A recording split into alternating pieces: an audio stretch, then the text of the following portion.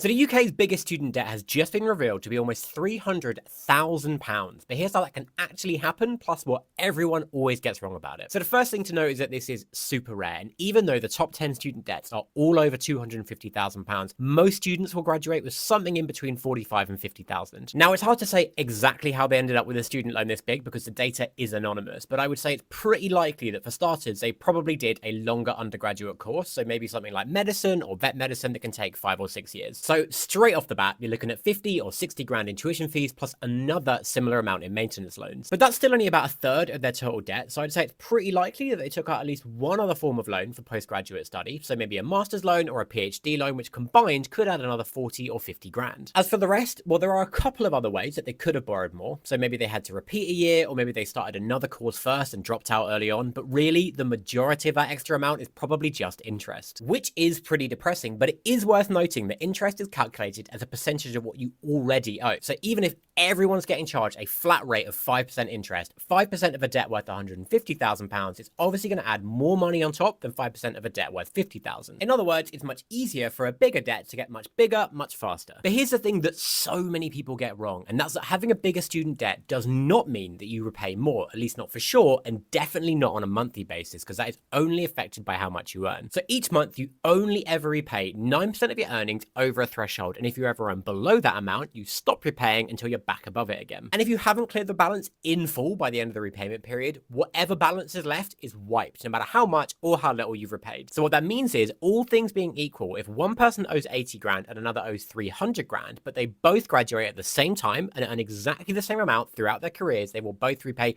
exactly the same amount on their student loans. So yeah, student loans reaching these levels is not a good thing, and we are calling on the government to change the repayment system, but it is super important that you understand the facts and don't get scared by the huge debts. Anyway, feel free to drop any questions below and make sure to follow us for loads more stuff like this.